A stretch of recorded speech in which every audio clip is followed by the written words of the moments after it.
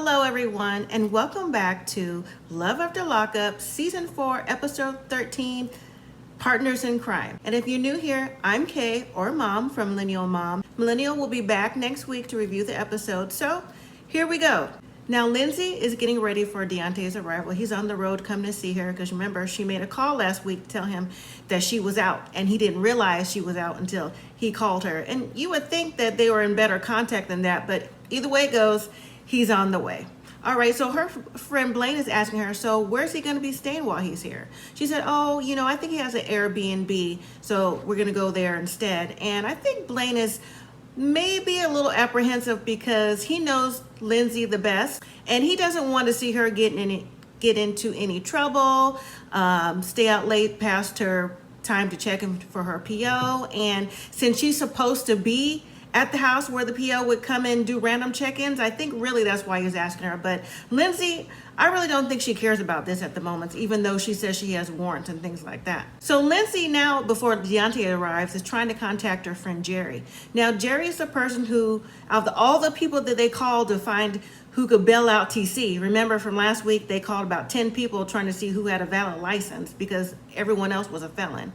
Well, she hasn't heard from Jerry to find out if TC has made bond in the morning, so she's worried about that, and she really wants to get that handled before Deontay comes over. So now we see Deontay on the road. He's nervous to meet Lindsay, but he's happy at the same time, because I guess, hey, that's his girl. He's ready to see her. He's nervous and all, and he really hopes that she's not telling him anything that's not true, that she's on the up and up. You never know with a prison babe. But anyways, Deontay makes it to the house and she's happy, he's happy. Deontay is emotional to see her. He's like, oh, it's really you. But honestly, Deontay is emotional anyways, because in my opinion, because last season when his other prison babe got out, he was emotional meeting her too. So I just really think that's part of his personality.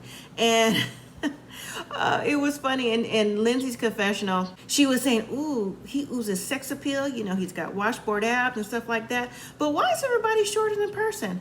I wonder what she thinks is short, because on TV Deontay doesn't look short to me. He looks like he's a little more than average height, maybe like a 5'9", 5'10". So Deontay and Lindsay go in the house and Deontay is introduced to Blaine, and Blaine says, so hey, I heard a lot about you, so what's been going on? And Deontay is looking like, well, not to be rude, but I don't know nothing about you, Deontay. Even if you haven't known about Blaine before, it's the facial expression that give it away. But I think Deontay mentioned that before, like his way he looks or how he feels is expressed on his face, and it definitely is. Blaine kind of blows it off, and then Deontay leads into questions like, so how do you and Lindsay know each other? And he's like, well, I used to sell street pharmaceuticals for Lindsay. He's like, what? So what was you, a queen pin? And Lindsay was like, no, it's nothing like that. Deontay asked Lindsay, so have you ever carved somebody up? And she's like, a little sarcastic smirk. And Blaine said he didn't really want to know the answer to that question. But in confessionals, Deontay said, I think Blaine is trying to scare me, trying to run me off, but it takes a little bit more than that to run me off. Pretty much, he's here to stay. And I'm like, okay, Deontay, fight for you, girl. Also, while they're having a conversation, Blaine says to Deontay, well, Lindsay has a daughter, and, Miley Gray should be the most important thing right now. But you know what Deontay says? He says he understands that. Now, even though no one or the people he's seen so far in Mississippi don't look like him, I'm thinking, well, what part of Mississippi are you at then? But maybe she lives somewhere rural, and maybe he don't see too many people that look like him. He realizes that Miley Grace is number one, and if he had to pick up to move from Virginia to Mississippi for Lindsay, he would do that because he loves her. I was speechless. I was truly speechless because I didn't think that would come out of his mouth. But Deontay, I think you should reconsider that. I know you love her, but I think Lindsay needs to get time to get herself together. And you necessarily moving from Virginia to Mississippi for that reason, when you don't really know her outside of social media, just like the last one, you may want to think twice about that. But hey, do what you want. I'm here for it. Now, moving on, we have Puppy and Amber.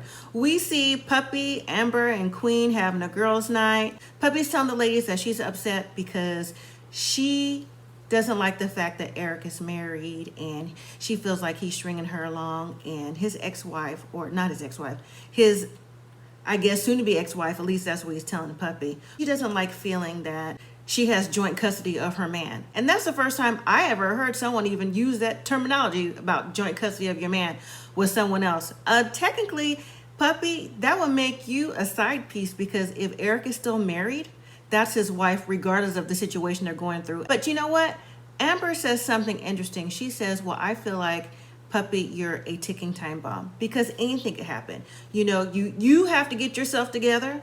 You have to do what's best for you. You know, settle down. You've been in and out of jail. I mean, things are happening now. You need a foundation for you. And what Amber was saying was, you are there for everyone else except for yourself. And then the question was asked to Puppy, well, do you trust him? And even Puppy says no, she don't trust him. So Queen and Amber are trying to see what the issue is with Puppy. But like I said in the last video, I think Puppy loves hard. She loves hard. I think she feels like she wants what she wants. I think Puppy likes the illusion, the Cinderella factor of everything. You know, even towards the end of her scene with Eric, she said, you know, she just can't stay mad at him for too long. But for me, it's not about you staying mad at Eric for too long. It's the fact that you know he's married. You know in your heart he's not necessarily telling you the truth and stringing you along. So regardless if he's hugging up on you and kissing up on you, you have to do what's best for you, because you know, Eric, he seems like he could just up and leave you at the drop of a dime. He don't call you. Apparently you not calling him, let Eric tell it, and no one knows what's going on. And the only person who's going to get caught up is you, Puppy, by getting a violation with your PO. So that's something else to think about it. But also to then the conversation comes up to Amber from Puppy asking, well, how is it that I never met your boyfriend, or how did you meet your boyfriend? And Amber is saying, well, her boyfriend's name is TC. Now, as soon as she said TC, I'm thinking, oh my goodness. Now I know Amber is in Georgia and Lindsay is in Mississippi. Please tell me there's two TCs, because if this is the same TC, this TC in Mississippi from Lindsay's friend is locked up somewhere. And Amber's TC, no one has ever met. But Amber is saying how he's so genuine. They met at a concert. This is the first man that she's ever felt comfortable with. And she thinks he's the one. Now, when Puppy hears that, you know, her face kind of drops. But I think Puppy is going through, I don't know. She has some mental health challenges. It appears that she needs to get past. And then when Amber leaves the room, Queen asks Puppy, do you still love Amber? And she said she didn't know. You know, you just don't stop loving somebody. But I think Puppy does still love Amber in a way that Amber doesn't still love Puppy. We saw that last time they're on their season, and I don't think that anything else about that has changed. So after that, we see Amber, Puppy, and Queen all get ready to go home, because girls' night is over and this and that. And again, no one has heard from Eric. So Puppy was asking Amber and Queen, you know, could they stay if, you know, because she hasn't heard from Eric. And they're like, no, we can't stay. We have to check in with our PO. We don't have day passes or travel passes, and we can't get caught back up, because we're going back to prison. And so will you. So, you know, we got to get packed up and, you know, go to the room, keep calling Eric. And if you don't hear from him, that Amber says, you know, I'll call my mom to let her know, you know, to come pick you up and help get you back to where you need to be, you know, because we can't count on Eric. And then, you know, Puppy agrees to that, and Amber goes back to the room. Puppy keeps calling Eric, no answer, goes to voicemail. And then next thing you know, we see Eric walking into room talking about, how come you didn't call me? I was at the casino all night. You know, I had to get away. I just didn't feel comfortable in these situations. But again, Eric don't ever feel comfortable in a situation when it has to deal with Puppy and Amber in the same room, because he knows that Puppy and Amber had a thing going on, you know, while they were incarcerated. And he still feels they may still have a thing going on too. I don't think they do. I think that there is love there, and I think, you know, like last season, if they have too much to drink, they may have a little drunken night or whatever it is for just that night. But I don't think that Amber's really one to have that type of relationship anymore. But you know what? Puppy, she told Eric, well, you should have called me. She basically melts in his arms. She told him she can't stay mad at him. And I think Eric knows that and manipulates her at the same time when it comes to that. So Puppy, You need to put yourself first. All right, so up next, we have Chaz and Brynn. Now, Chaz is on the way to Portland because apparently it's his birthday. He wants to spend time with Brynn. Brynn called her PO to get a one-day travel pass. And Brynn has to do these classes to continue on with her parole release to stay on top of things and assignments of some kind. And she has her friends at the house. They have a cake. They're helping her with decorations and balloons. And one of the friends just isn't here for this whole relationship. She's like, I don't even understand what you see in Chaz. And the next thing you know, Chaz calls. He's at the airport on his way to see her, and he tells Brynn that, listen, my flight's been delayed so many times, I can't make it. It's going to be delayed. You have to hold off. I'm so mad. I'm going to write this email. Just going on and on and on about his frustrations. And Brynn like, oh, okay. She's just nonchalant about it. That seems to be her personality for right now, just nonchalant. And when she hangs up the phone, her friend was like, oh, this sounds like, he just wants to have sex. And Brynn was like, I don't really feel comfortable having sex, but I want to feel like his wife. He deserves romantic time with me, pretty much. She's thinking that because she had a panic attack before and she's been in prison a long time, that she just isn't comfortable.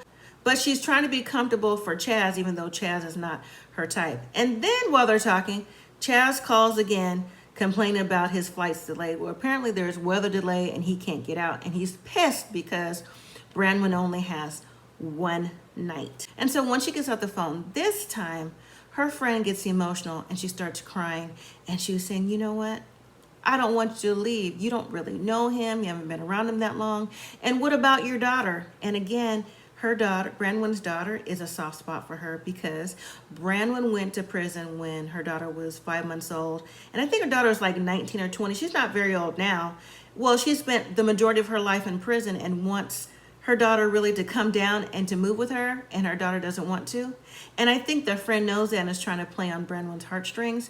But in reality, too, in my opinion, I don't think Brynn really wants to move. But she knows that it could be a good move to get away from the people, places, and things that she's used to. Well, in the next scene, we see Chaz. He's finally driving down the freeway, and he tells us that after a red-eye flight, like a 3 a.m. flight or 1 a.m. flight, he finally makes it to Oregon where Brynn is, and he's again still pissed because now her pass is expired, and he's just really trying to have sex with her. I mean, that's what he said. He just wants to have sex with her. Not necessarily see her, but have sex because they never really had their honeymoon time. When he finally gets to the house, he comes in and he's surprised that there's cake there, balloons, and a sign.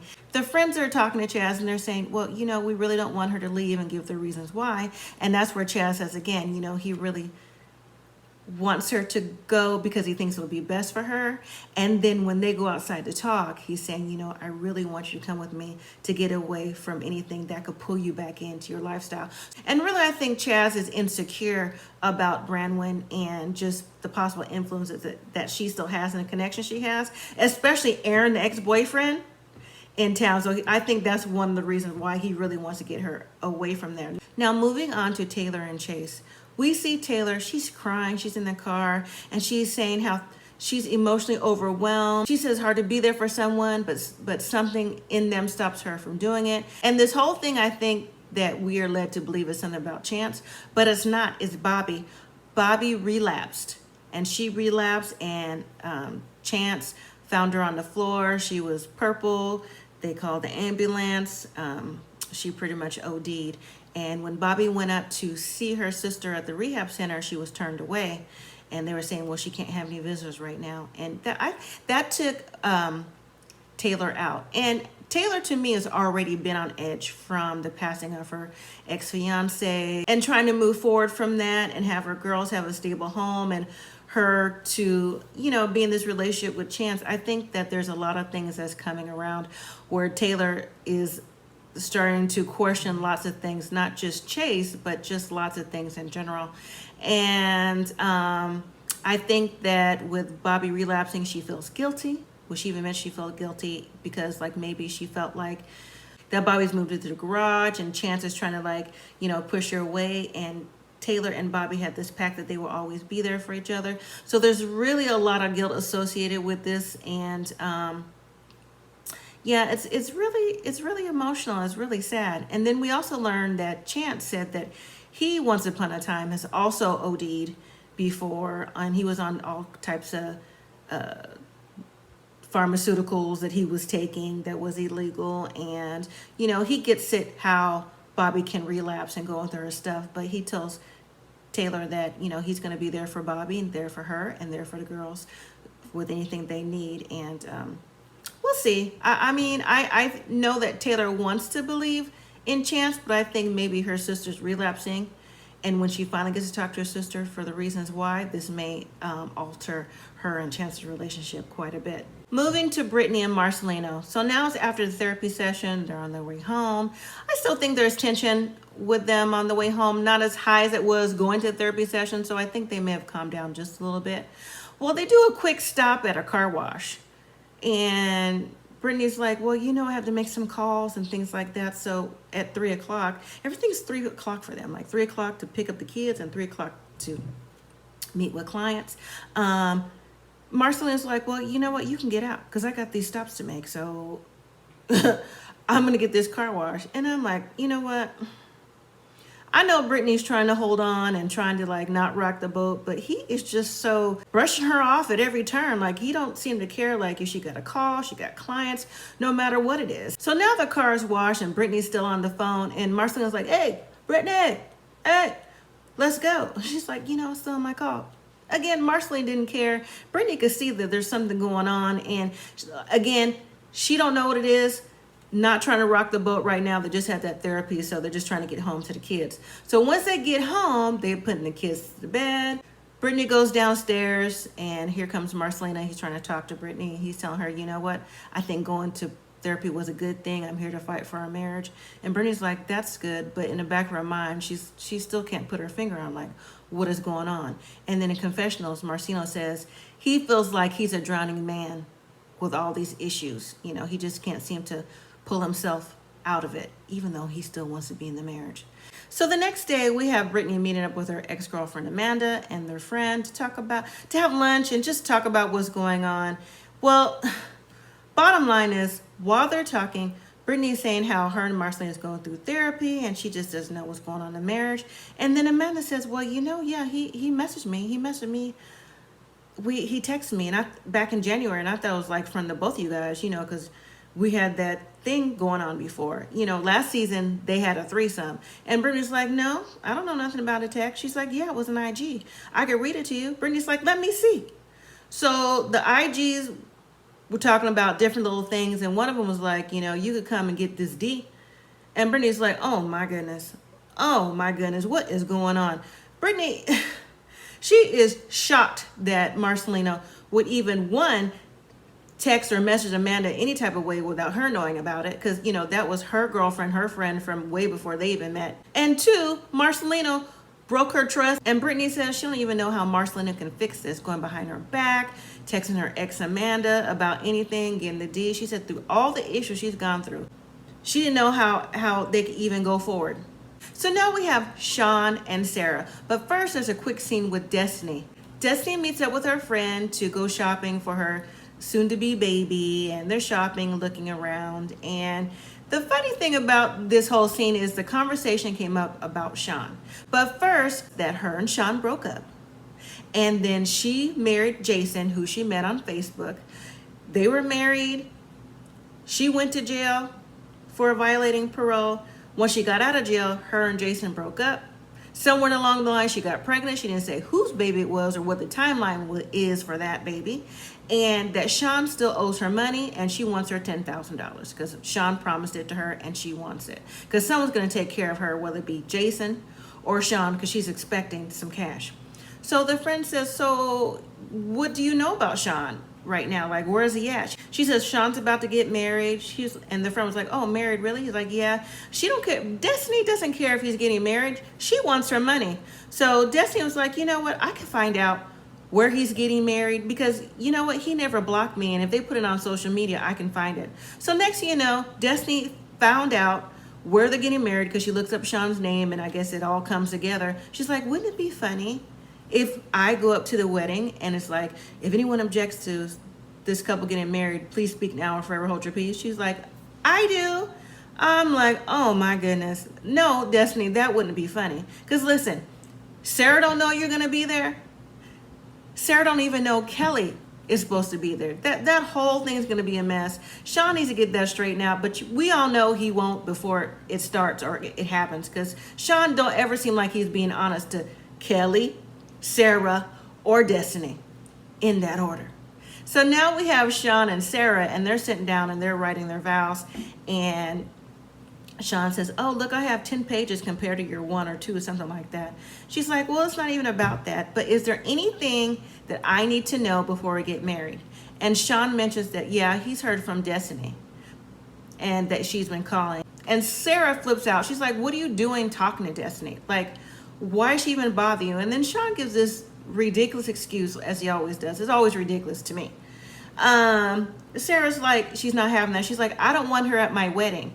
But you know what? In confessionals, Sean admits that even though he told Sarah about Destiny calling, but he didn't tell Sarah that Destiny's actually out.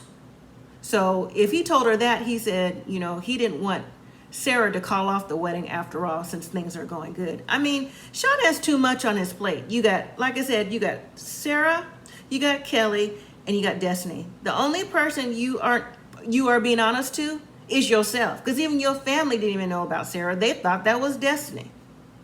That's a mess. Now finally we see Brittany and Ray. Ray is on his way to work, and Brittany is still in the bed, and she's like, huh. Now Brittany to me is being Brittany. Brittany in their season, she never thought that Ray was 100% honest with her. She always thought he was messing with, in her words, some hoes, and just doing things in general that she didn't approve of. And that's one thing I didn't care about Brittany, was because he can even have a good time in their season with a cousin. When she had to come busting in and playing detective, talk about, who are you? Who are you? What do you know, like thinking they were pharmaceutical dealers too and something like that. I just think that Brittany has an insecure issue. And I think that's probably why Ray like treats her like that. But that's for now, but that's me. Well, anyways, Brittany doesn't believe he's going to work because, one, Ray doesn't have on his work clothes. B, he don't wear the clothes he has to work. He's smelling like cologne. He got a watch on. See, Ray can't go anywhere with no cologne or watch on unless it's with Brittany, because she thinks he's out there playing around. Well, after Ray leaves the house, she calls someone, I think it's her sister, and tells her that, yeah, Ray just left, and girl, he don't have his work clothes, and I don't know where he's going. I think he's messing around. Well, on the next scene, we see Ray pulling up to Brittany's parents' house. Ray is there to talk to her parents about asking for Brittany's hand in marriage. See, Brittany, this is how you jumped the gun like you did the last season you were on there. Just with everything, like give the man a chance to show you he's doing right, or if not, doing wrong. If he's doing wrong, y'all can handle that and he can move on, and so can you. If he's doing right, give him a chance to do right. Just give him that chance, please. Well, anyways, I'm surprised with Brittany's parents that Brittany's mom and father were in the same room, because last season, or the season they were on, Brittany's mom wouldn't even be in the same room with Ray, just talking down on him and saying like, what value is he to you, and just everything. Well, when Ray is talking and asking for the hand, the mom actually says, you know, y'all both grown and it's your decision. I give you my blessing. But the dad was like, I can't give you my blessing right now. I'm cautious. Now, just like Ray, I was in my mind, I was like, what? Because before, the dad was Team Ray, and the mom, like I said, wouldn't even speak to Ray. So somewhere along the line, or between last season and now, or whenever they were on, they've come to some sort of, you know, meeting in the middle, that Ray's mom is giving him an opportunity to prove himself, you know, with his job and everything. Because even Ray said, well, you know, yes, I still owe the restitution. I have a good job. I no longer have the ankle monitor. I feel we're in the right place now, and I feel it's just time that we're able to get married. But the dad is saying, you know, for him, you know, he's speaking on his experiences, that, you know, it was a hard road to raise 2 daughters and be married and things like that. But I still think that they should give Ray an opportunity to continue doing right. I mean, I'm sure they can see if the mother can see the progress, Ray's been making progress. Because like I said, the mom didn't want to give Ray no kind of A1 day one for nothing. So, but anyways, that was the end of this episode. I think the episodes get pretty good week to week, and we learn more and more week to week. So, but anyways, don't forget to like, comment, subscribe, and share. Don't forget to add your comments down below. I love to read your comments and see what you all have to say about these episodes and these couples, either together or individual. And Millennial will be back next week. So thank you all again for watching. And as always, live simply, be grateful.